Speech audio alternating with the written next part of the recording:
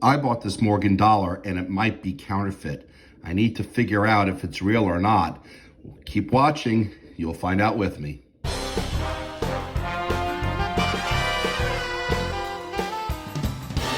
Hey collectors, thanks for watching. I'm the collector of coins. As you can tell by this giant art version of a Morgan dollar, I really like Morgan dollars. Plus, I'm a coin dealer, so it should come as no surprise that when I see Morgan dollars come across my table and people are interested in selling them, I tend to buy them. Most of what I buy ends up being very common date circulated Morgans. Here's an example of a very circulated 1880 from Philadelphia that I purchased recently. And I paid basically silver melt value for it, roughly $18 to $19.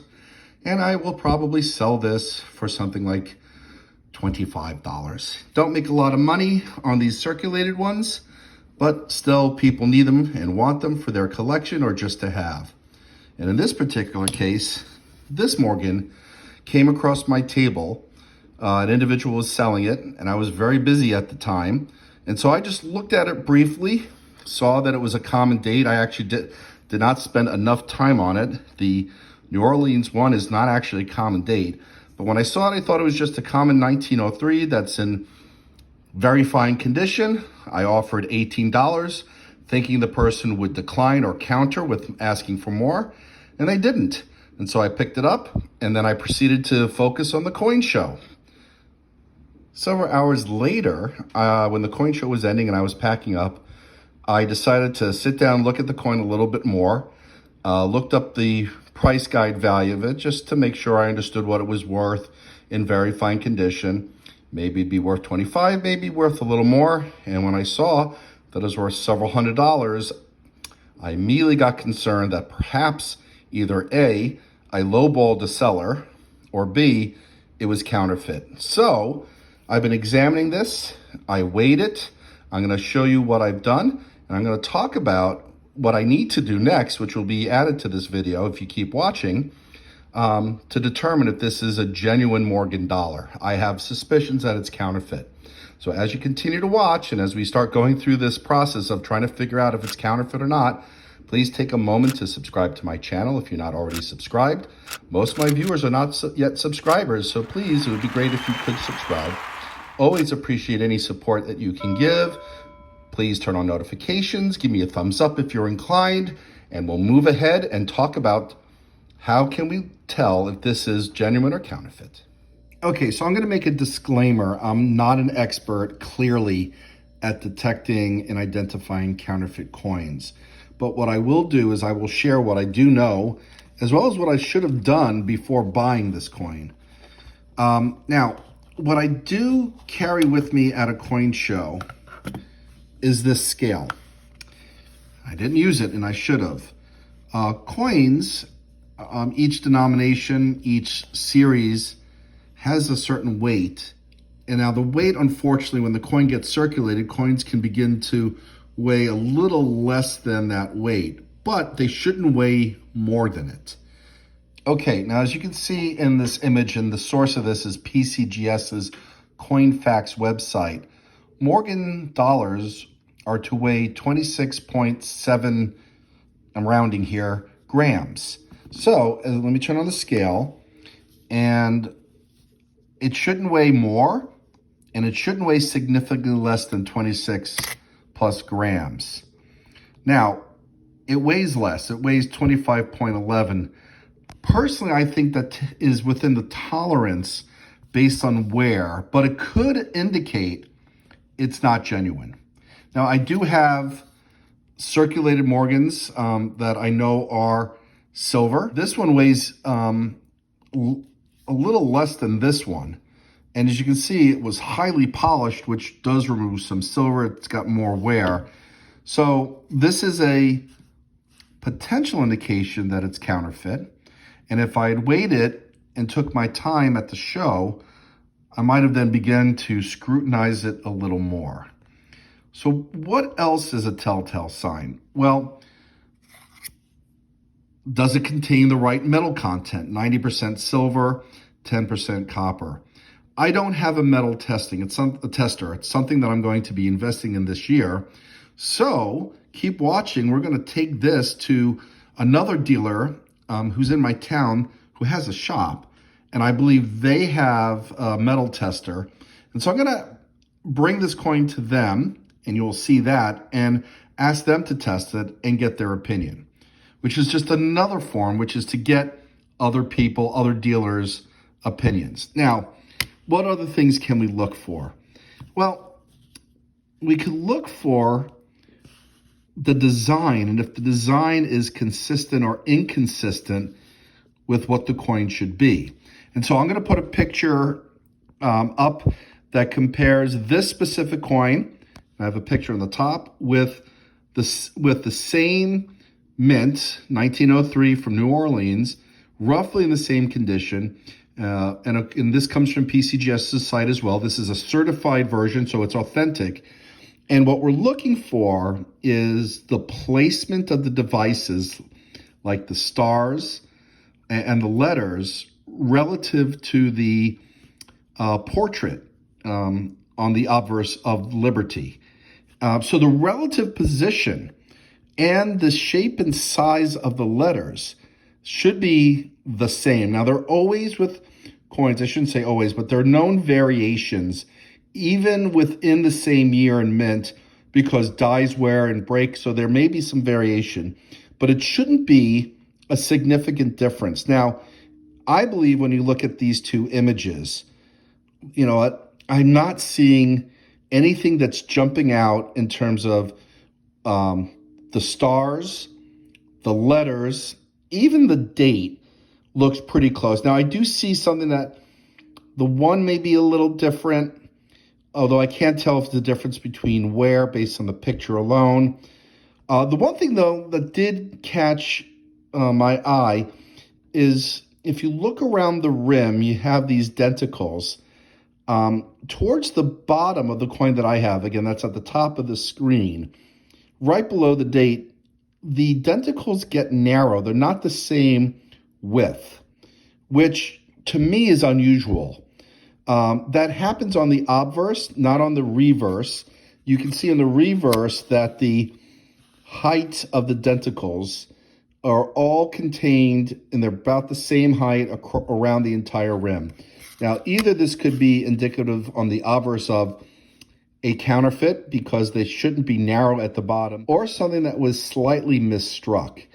Again, hard to tell, but that's another indication for me that the coin that I purchased might be a counterfeit.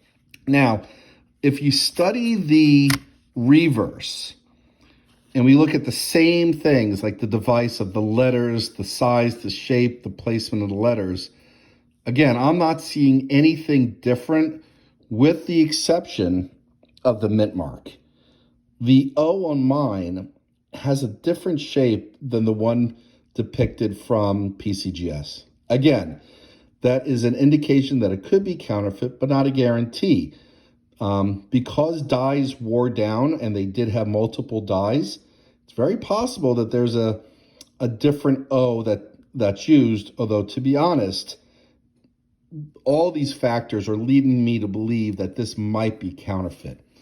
There is a drop test with coins, and the key is like, is this made out of silver and the right percentage of silver? Silver makes a dinging noise that's different than copper nickel. Do you hear that ping that echoed a little bit? Let me drop it again. It's not a complete dud sound.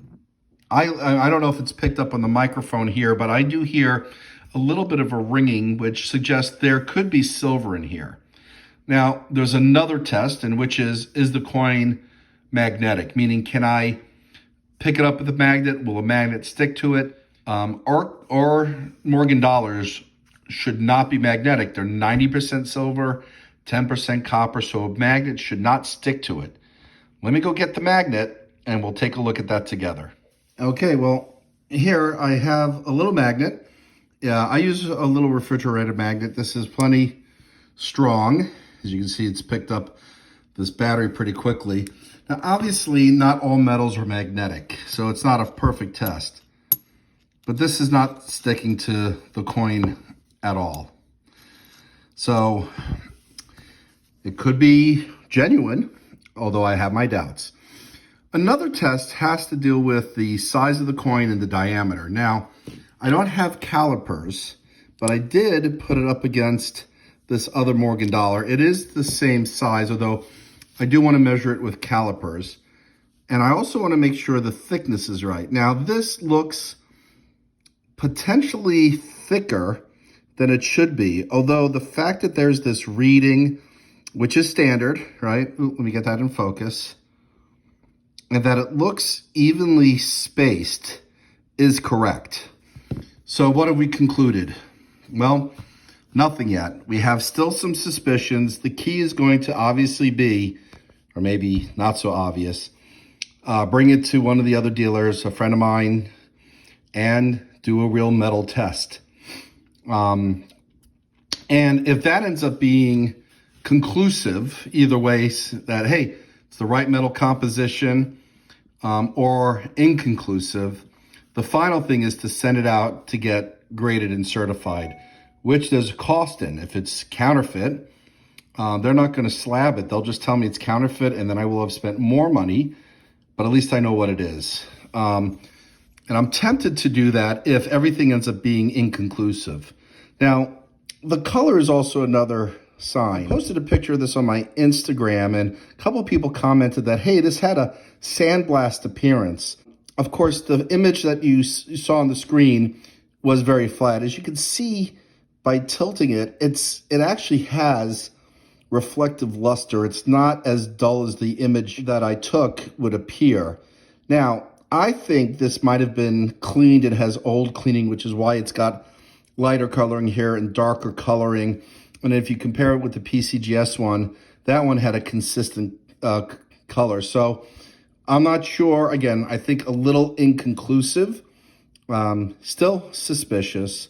So let's take a look and bring this over and get the metal tested, and we'll find out. Hey, my digital calipers arrived while I was recording this video, so I can now see if the diameter of this coin is what it should be. So this set of calipers comes in a case. I haven't used this before, so I'm gonna need a minute or so to set this up, but as you can see, it's in the bag. Let me pull it out. So it seems to already come with a battery in it, so that must be an extra battery that was provided. I like this setup because it comes with a case, which is really handy, because when I go to coin shows and have a table, I don't want to obviously have these get damaged. Okay, so Morgan dollar should be 38.1 millimeters. I'm gonna have to open it up a bit more. There we go. And right on the money, 38.1. Well, it was 30.1 a second ago. I might have shifted as I was moving this around. All right, it's been a little tricky to get the set and film at the same time, but there you go. I got the coin centered in the calipers, and it is the right diameter, which that's a good sign. So either this is a really good counterfeit or this is genuine. Which means we're going to have to rely on a metal testing to see if this is real. Okay, so it's coming up 61.5% copper, almost 36% zinc, a little bit of iron, some nickel, silver plating, even a little bit of lead. It's a Chinese fake. Okay. So we're back home with my confirmed to be counterfeit 19030 Morgan dollar. So why did the other dealer say this was a Chinese counterfeit? Well, in recent years, a lot of quote-unquote counterfeit coins have been coming out of China. Now, I think largely the intent is to produce replicas for collectors. At least that's what I've seen in a lot of articles. Hard to understand people's intent, but for it to be truly a replica or a copy with the intent of selling it as a replica, it has to be stamped with replica or copy on it. So if you go to eBay, and you may find coming out of China other coins they should say counterfeit or copy on them if they're truly replica coins. Pay attention when you're on eBay, particularly from where the seller is shipping them from. If they are coming out of China and they don't see copy, I would be careful. I'm sure there's some reputable sellers of coins coming out of China, but there was a large influx in the late 90s into the 2000s of counterfeits from China, and the metal composition is pretty much what this has been tested at. So this was a good lesson for me. I am definitely investing in a metal tester. They're quite expensive, but I'm investing in it because I'm a coin dealer and I buy and sell a lot of coins, and obviously I don't want to buy counterfeits, and I certainly don't want to sell counterfeits. This I can't resell. It's not marked copy. It is a counterfeit, and so I'll hold on to it in my collection. Who knows? Well, hopefully not. I mean, there's another dealer that I know that has a bunch of counterfeit coins that they have accumulated over the years, sort of a collection. I don't want to collect counterfeits, or at least certainly I don't want to spend money on them. Although having some as examples would be obviously helpful when I buy other coins. So I will be bringing this with me and putting it on display. I hope that you enjoyed this video, and I hope that you were able to learn some information that could help you avoid counterfeits. Again, I'm not an expert. I did share the knowledge that I have, and thankfully I do know a dealer who happens to have a metal testing machine. All right, well, thanks for watching, and I wish you happy collecting and safe collecting.